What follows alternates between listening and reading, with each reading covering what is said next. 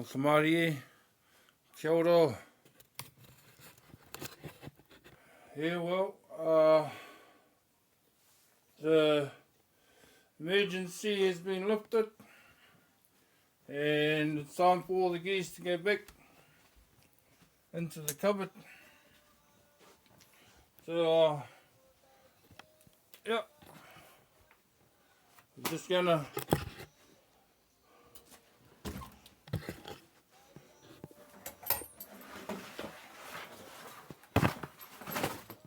move some things. It's usually where they live. So we gotta go back in there, all gotta go back in there now.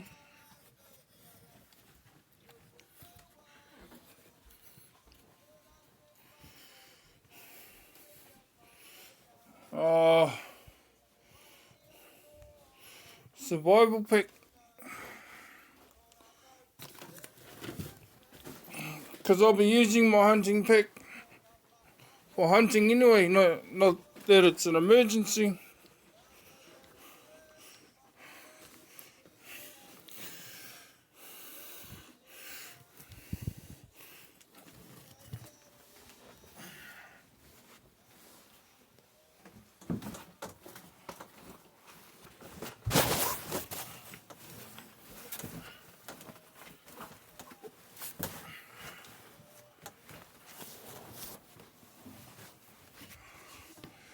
It's certainly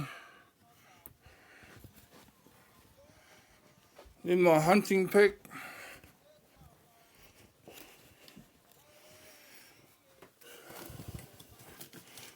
Although I'll be using my hunting pack, I'll be using my dive gear even more than that.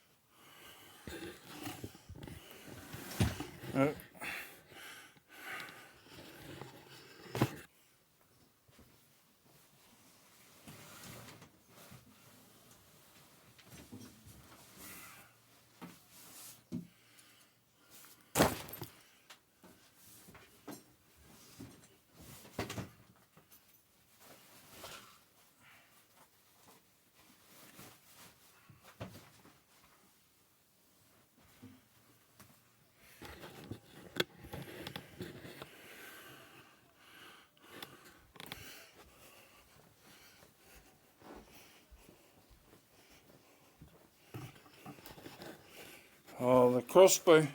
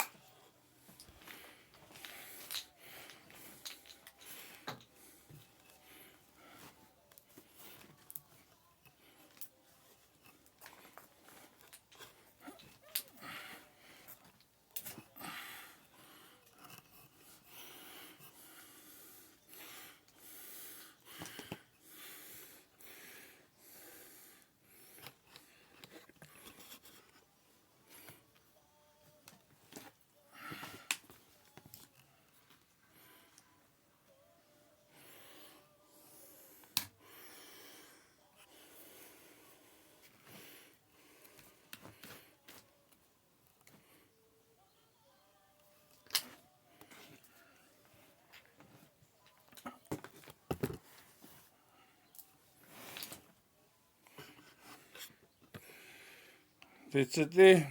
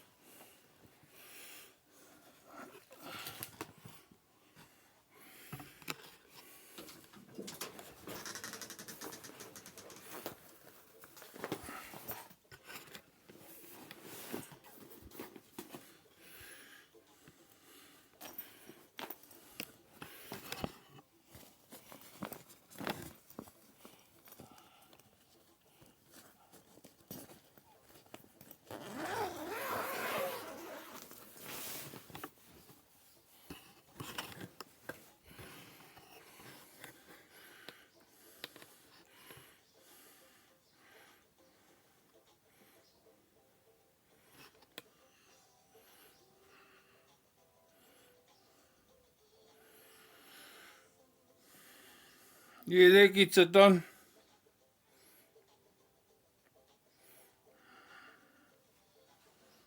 That gets it done.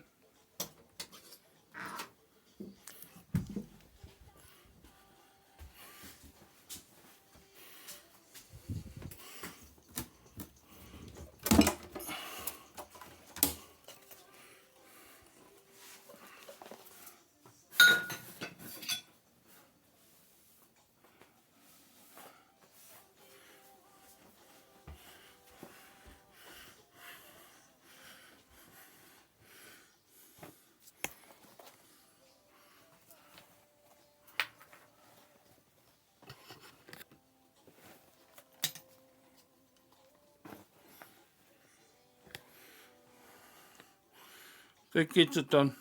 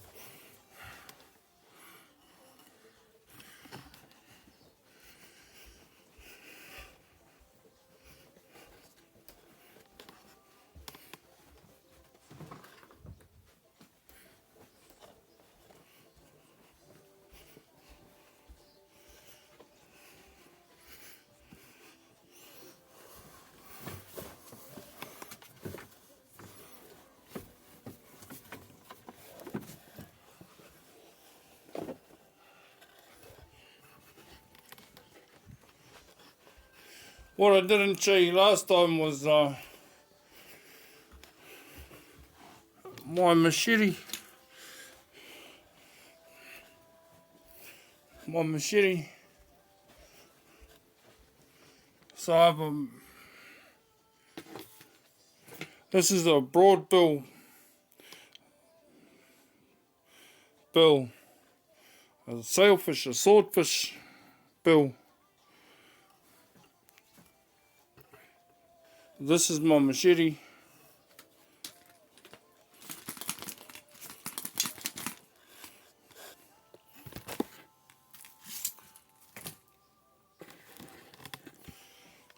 Slashing through the brush. Cutting my way through the thicket.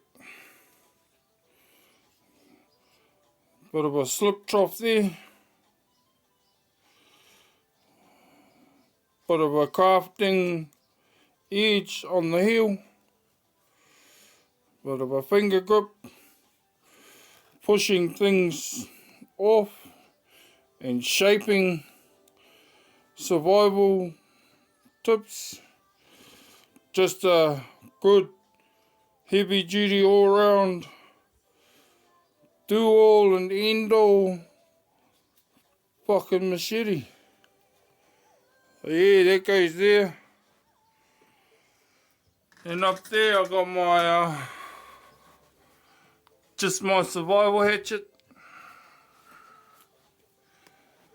So yeah, it's got a hammer on one end.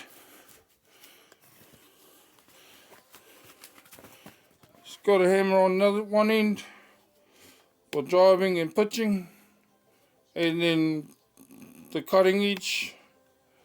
So that's pretty cool to have that. But then here I've got a Marauder's axe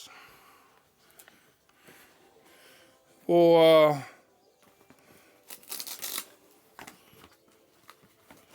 climbing and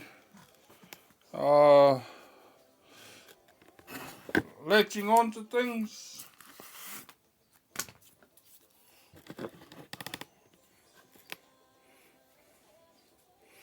It's got a couple of crescent bolt nut heads on it. Got a few other features there, but that's for spiking into, like if you want to climb a tree or jump across a ravine or jump onto a ship or something, or you know, there's a practical use for that spike. It's not just a deathly weapon. Yeah.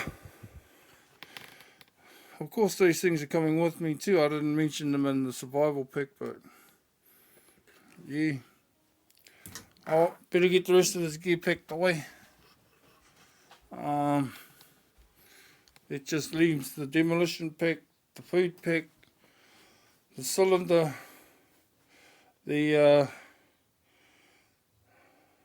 roller blades, the bolt cutters, and the hammer. So I'll put the rest of those away and I'll see you later. Together.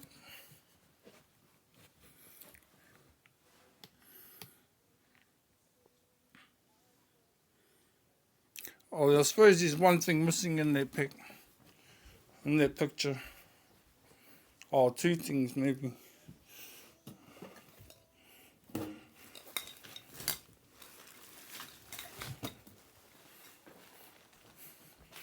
It's a movie, yeah. If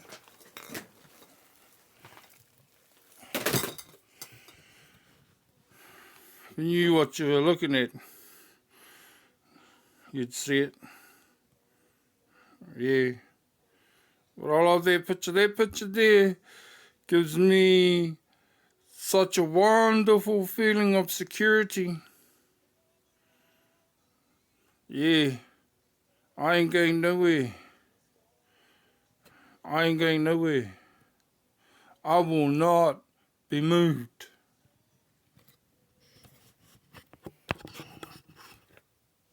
I will not be moved.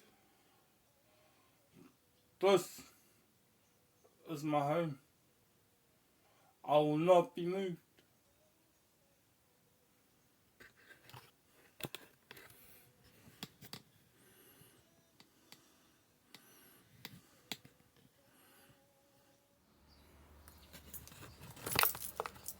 Kia ora. So, yeah, I've got to talk to you about a couple of things. So I showed you how to start a chainsaw, and yeah, like there could have been a dangerous thing I did there. So responsibly, I've got to explain a few things to you. It's a dangerous fucking machine. I don't fuck around with it. I mean, you can't just fucking think, oh sweet, bro taught me how to fucking start the fucking thing, and you know how to start it, but bro, that's not all there is to it. So yeah, I'm gonna pull the truck back, and I'm gonna get the chainsaws out. I'm gonna run a few things for you, just in case I've inspired some of you to, oh, go out there buying chainsaw, this, that, the other fucking thing. but nah. Nah, honestly, seriously. You see, the thing about it is, I'm 50, I'm half a century. And when I was a young fella,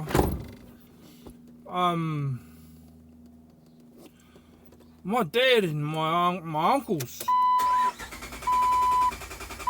they had a scrub cutting contract.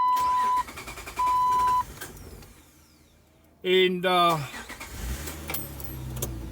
look, we used to go up there in the holidays, school holidays, 7, 8, 9-year-old, and we're up there in the bush with our uncles.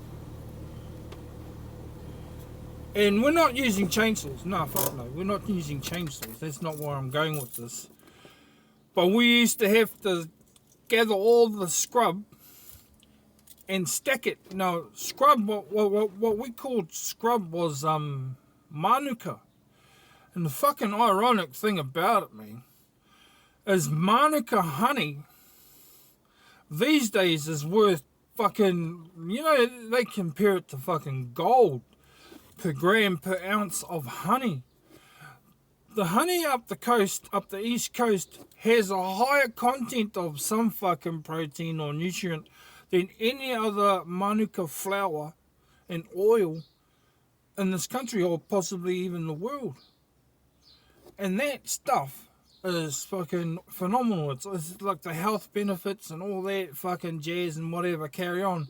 It's supposed to be like fucking more than gold. And we, as kids, like when I was 9, fucking 40 years ago, my dad and my uncles and up the coast, they just fucking cleared fucking hillsides and hilltops and fucking acres and acres and acres of the stuff, just laid it down flat. Fucking today, they're thinking, no, the honey that they could have got out of all of that is just a great, huge loss. Now, for you that don't know what manuka is, it's commonly known as tea tree. Australians, I think, called it tea tree because it was actually exactly that. They supplemented their tea bags with this leaf from the tree. Tea leaf, they called it the tea tree, but we call it here manuka. And there's an older version of it, or more thicker trunk. Manuka hardly gets past that. Kanuka is like that, and it's a huge tree. So what I'm going to tell you is fuck. Actually, this might be done better in the back of the truck. Oh, no. No. We'll get out. We'll have a look at it. See? Here in the east coast of the world, here on the east coast of the world, forestry is one of our biggest employers. It's such a big fucking contract. It's a huge problem.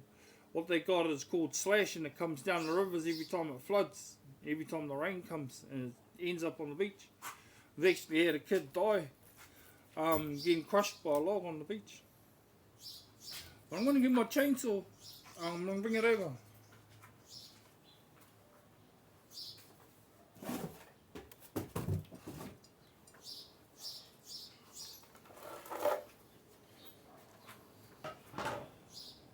And in saying that, it being one of our biggest employers,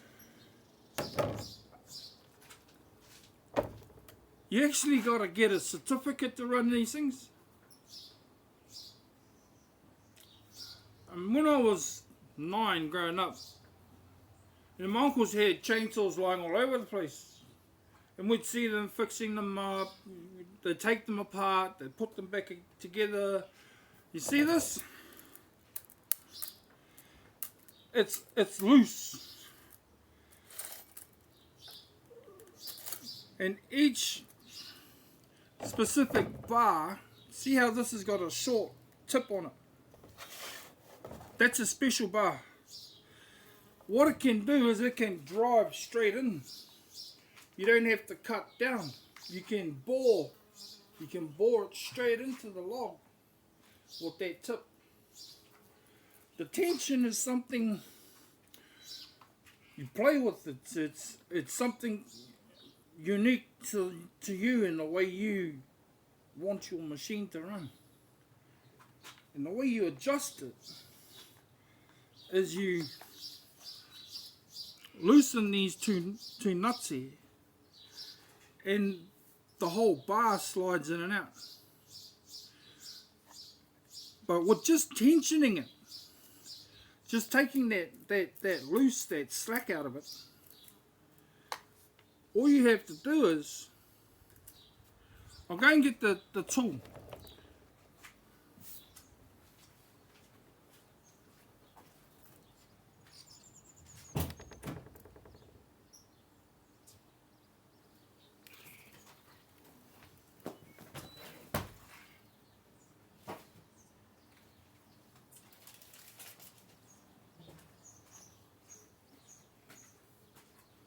This thing here, it's got a screwdriver end on them, a flat screwdriver, and this is a key chuck, and that will fit all of them.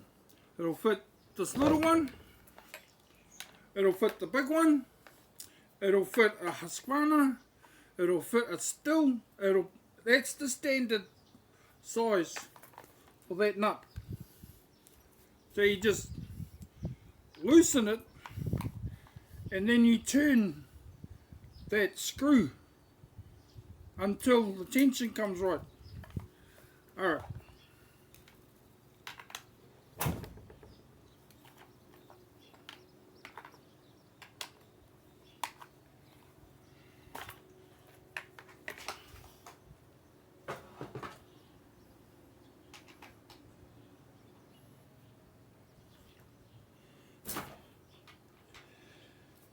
In actual fact, to be an effective chainsaw operator, you have to be scared as fuck to use this machine safely and properly. You gotta be so scared of that fucking bar, that chain. That's the only thing that's gonna keep you fucking safe. You see, now that I've loosened those nuts, you can turn them by hand. That screw in there, you turn it.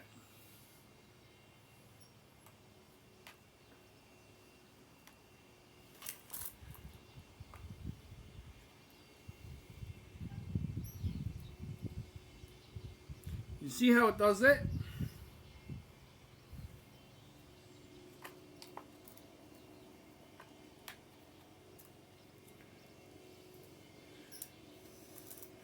One way it loosens it,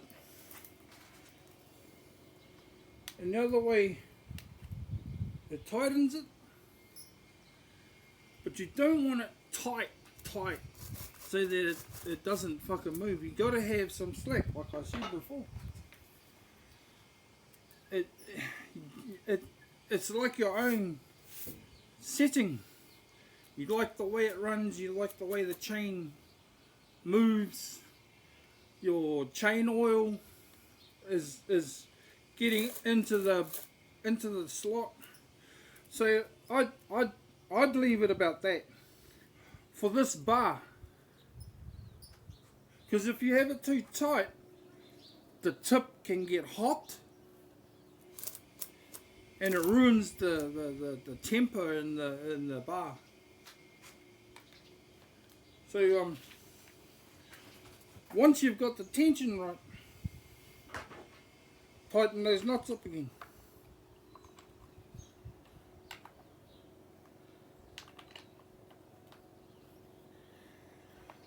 Another time, I'll show you how to service it. But there's things you've got to know about it. The petrol, the chain oil, the tensioning, And when I get the big one out next time, I'll have it all in pieces. And you got to know that too. The basic take it apart, put it back together process. So yeah, just because I taught you how to start a fucking chainsaw, don't think that you can just go and grab one and that's you your way. Strength, power, torque, keeping it physically, keeping it away from you, using these spikes. There's a reason for these spikes. You gotta know what they do, how to operate and use the machine. This isn't the cutting area of this machine. This is. And when you understand what that does, in conjunction with this, you're starting to get switched on. But they all weigh a different weight. This one over the 365, bending over, hovering. You can't just get slack and just let your arms flop. You've got to actually physically hold it, do what you're doing with it, let it stop, then put it down. I've been around chainsaws all my life. And you can make them sing. Giving it full throttle. These machines are made to operate at its most optimum premium performance at full throttle. And you're not showing off by giving the trigger a bit of a fucking titty. Give it some titty. Because you've got to get those revs up. And when it's chopping through a solid log, it's best to go into it and go at it at full throttle. And you hear the pressure that you're putting on the blade on the downward force. You hear it actually start to slow the momentum of that motor down, and she's pumping in there. And then you bring it up, and she'll free up and she'll listen, and then you drop it down again. And then you choke it down again, and then you choke it down again. And then you bring it out, bum, bum, bum, bum, and before you flick the switch off, give it some more titty, because the petrol needs to stay in the line. Bum, bum, bum, bum, and then cut it off.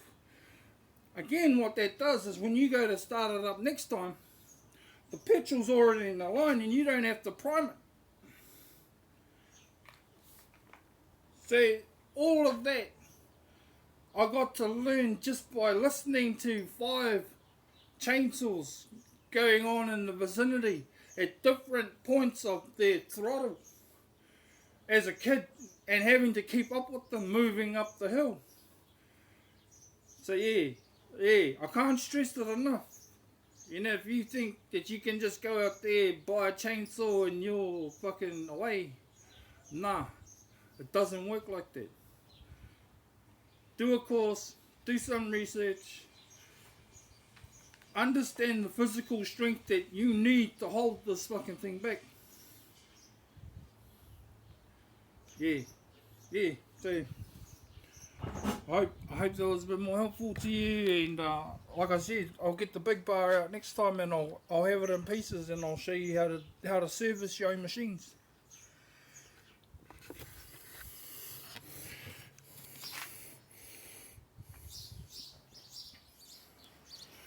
Hey, kia ora.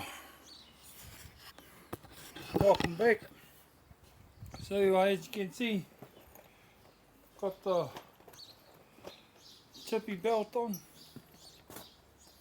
So you might wonder where I get my building skills from.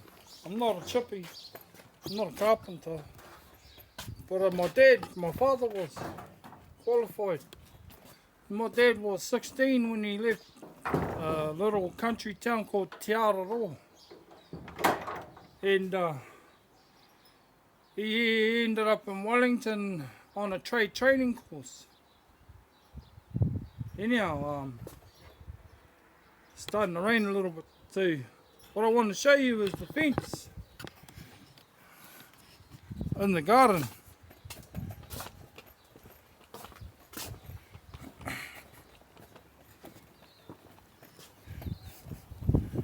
Here it is there.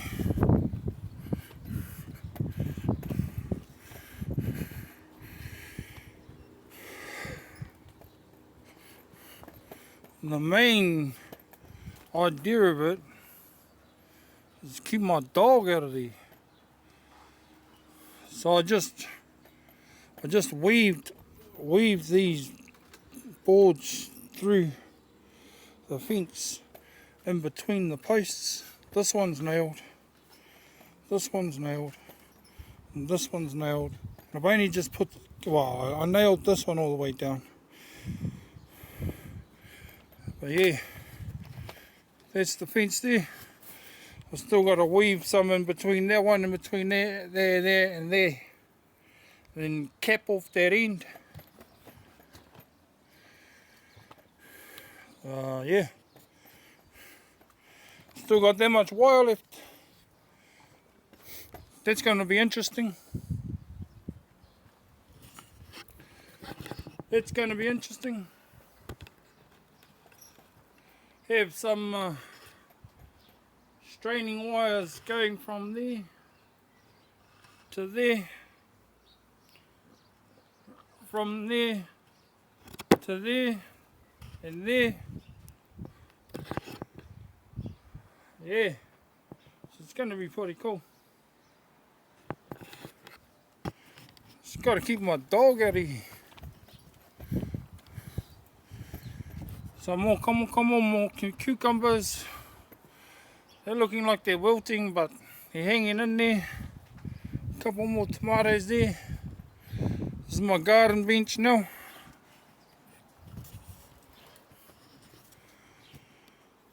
Yeah.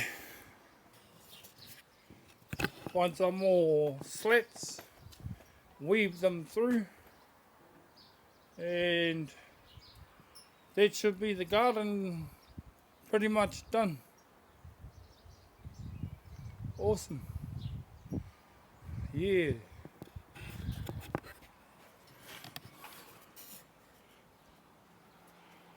Sad songs, they say.